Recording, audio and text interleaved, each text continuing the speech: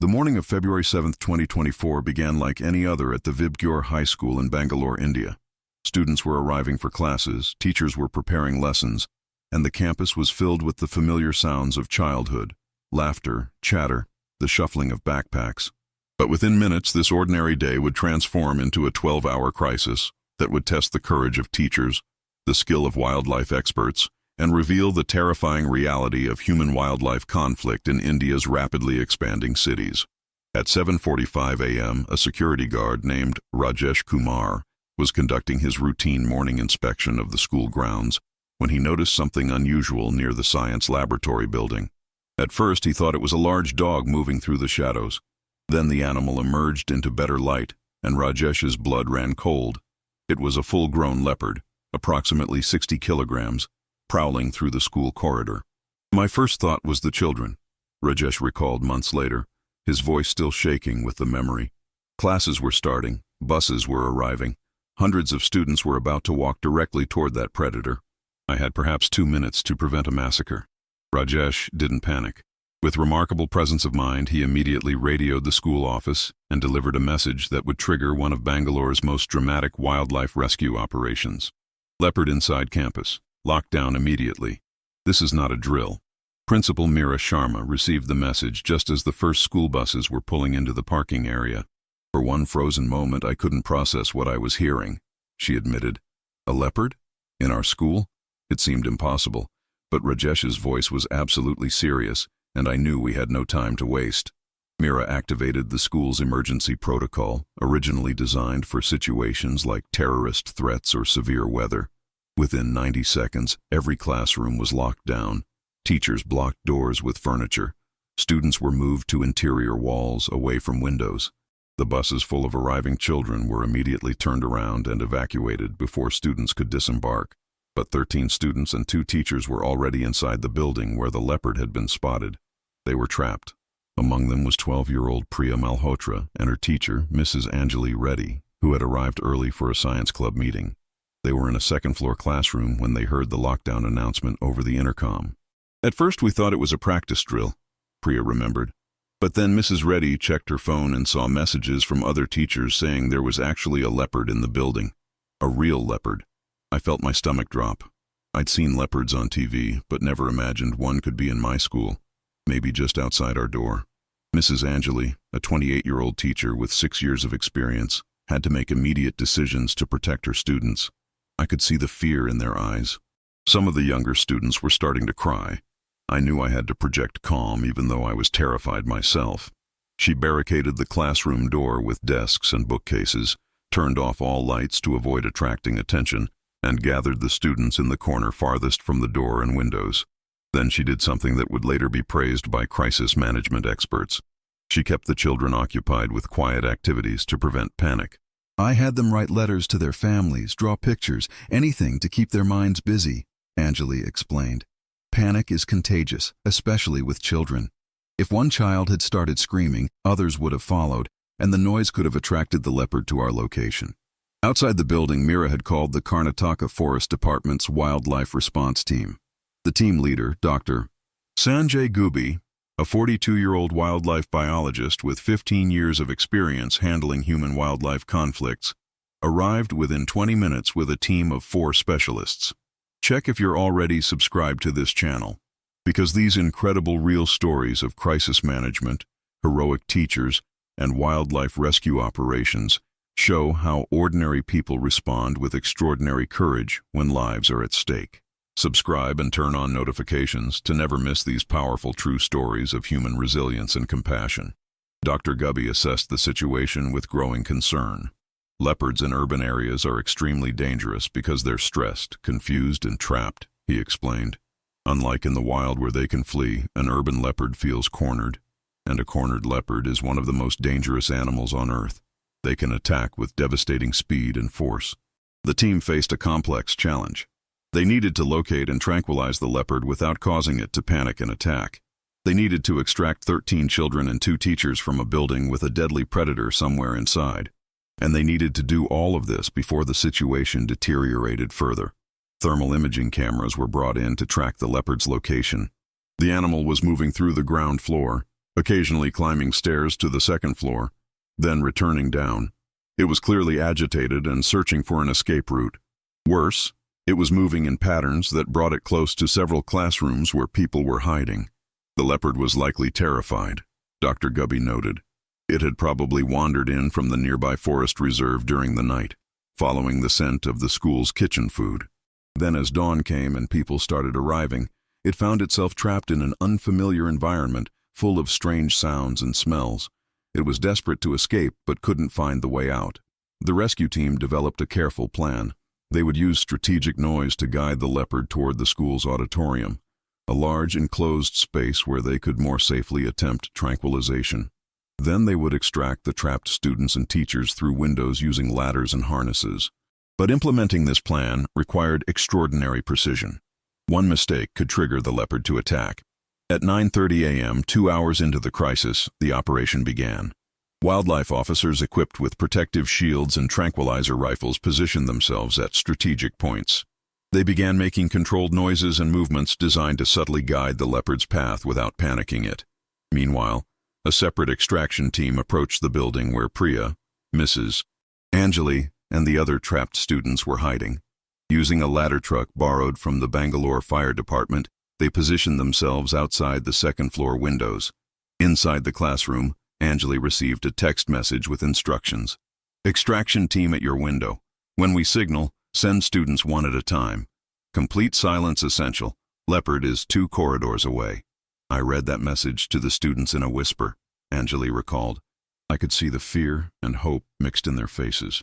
They'd been trapped for over 2 hours by then. They were exhausted from the stress, but they understood this was our chance. The window was opened slowly, carefully to minimize noise. A firefighter named Vikram Singh secured his harness and reached through the window. Come, he whispered to the first student. I've got you. You're safe. One by one, 13 students were lifted out of the window and carried down the ladder to safety. Priya was among the last. When Vikram picked me up, I looked down at the ground so far below, and I was more scared of falling than of the leopard. But his arms were so strong, and he kept whispering, I've got you. You're safe. Over and over. I believed him. Mrs. Anjali was the last to leave, refusing to exit until every single student was safely out. A teacher's job is to protect their students, she said simply. I couldn't leave while even one child was still at risk. The extraction of all 15 people from that building took 45 agonizing minutes. During that time, the leopard came within 10 meters of their classroom twice, but the wildlife team's noise strategy successfully kept drawing it away. By 11 a.m., all trapped individuals had been safely evacuated, but the leopard was still inside the school, now in the auditorium as planned. The most dangerous phase of the operation was about to begin, the actual tranquilization and capture. Dr. Gubby and 3 team members, all wearing protective gear, entered the auditorium. The leopard, cornered and frightened, was in the most dangerous state possible. We could see it in the animal's eyes, Dr. Gubby described. Pure fear mixed with defensive aggression. It was ready to fight because it believed it was fighting for its life. The tranquilizer dart must be delivered precisely, into a large muscle mass, with the right dosage to sedate without harming the animal. Too little and the leopard remains dangerous. Too much and it could die. And the shooter gets only 1 or 2 chances before the leopard charges. Dr. Gubby raised his tranquilizer rifle. 30 meters away, the leopard was watching us, muscles tensed, ready to spring. My hands were steady. I'd done this many times before, but my heart was racing because I knew everyone's safety depended on this one shot. He fired. The dart struck perfectly, embedding in the leopard's shoulder muscle. But tranquilizers don't work instantly.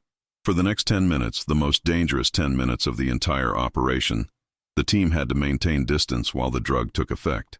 Those minutes felt like hours, Dr. Gubby recalled. The leopard was still fully capable of attacking. It paced, growled, showed its teeth.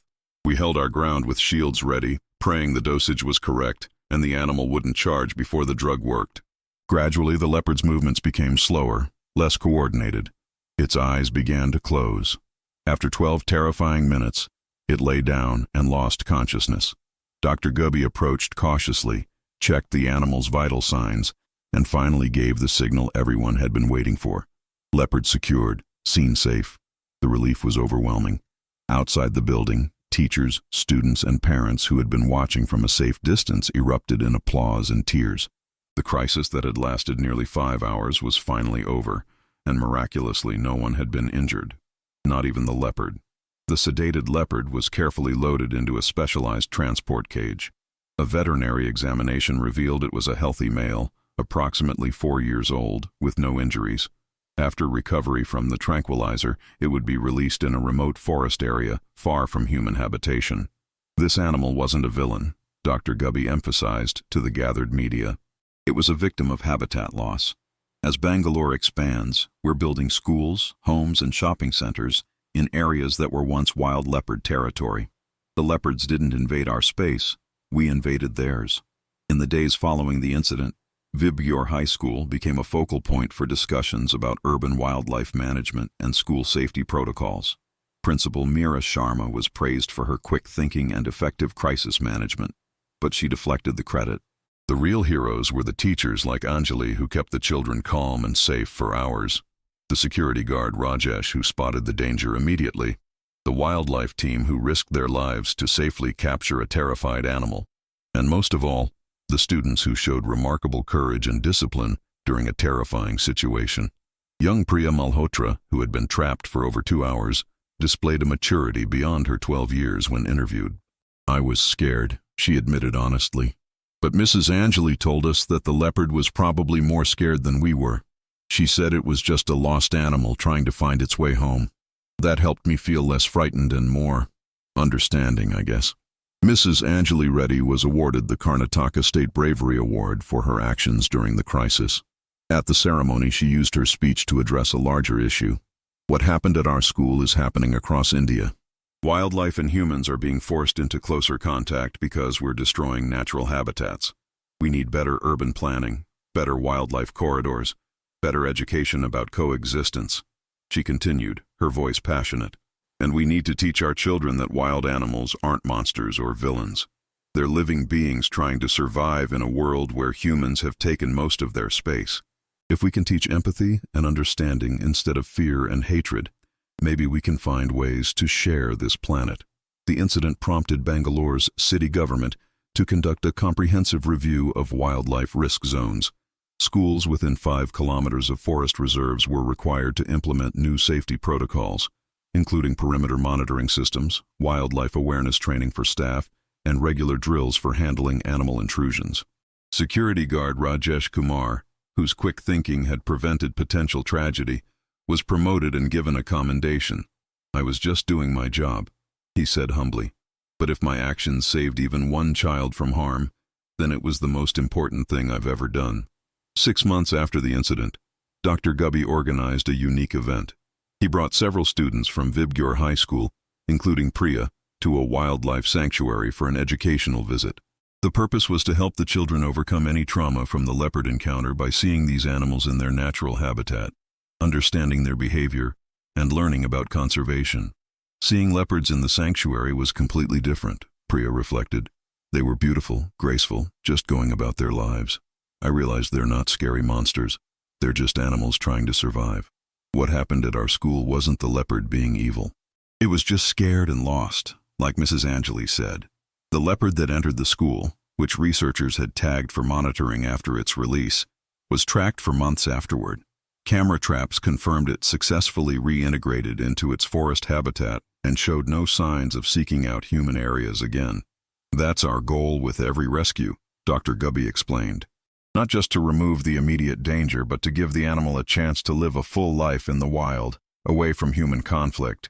This leopard got a second chance, and it took that chance well." The Vibgyor High School incident has been studied in wildlife management courses across India as an example of successful crisis response. It's featured in training materials for teachers, analyzed by urban planners, and cited by conservationists as proof that human-wildlife conflict can be resolved without casualties on either side. But perhaps the most important impact has been on the hundreds of students who experienced or learned about the event. For them, the day a leopard entered their school became a powerful lesson about coexistence, empathy, and the complex relationship between humans and the natural world. "My daughter came home that day terrified," said Mrs. Malhotra, Priya's mother. But over the following weeks, as we talked about what happened and why it happened, her fear transformed into curiosity and concern. Now she wants to be a wildlife biologist. She wants to help create solutions so that leopards and humans can both thrive without coming into dangerous conflict. A year after the incident, Vibgyor High School held a special assembly commemorating the event.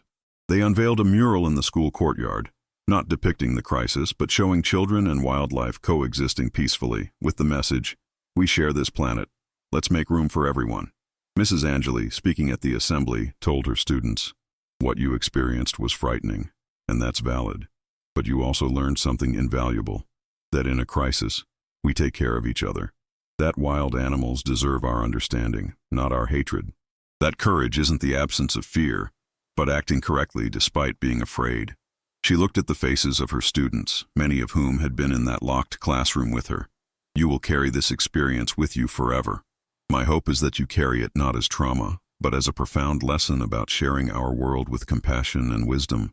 The story of the Vibgyor High School leopard became more than just a dramatic rescue.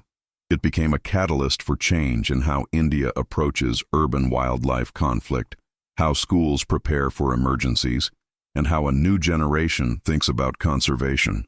And somewhere in a forest in Karnataka, a leopard that once found itself terribly lost in a human world continues its wild life, unaware that its accidental school visit taught hundreds of children lessons no textbook ever could. If you watched until here, it's because you enjoyed this story.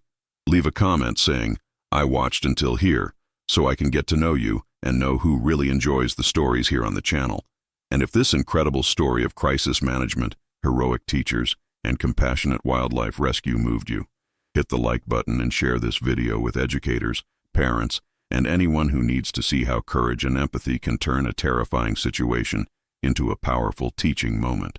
Subscribe for more true stories that show how humans and wildlife can navigate conflict with wisdom and compassion.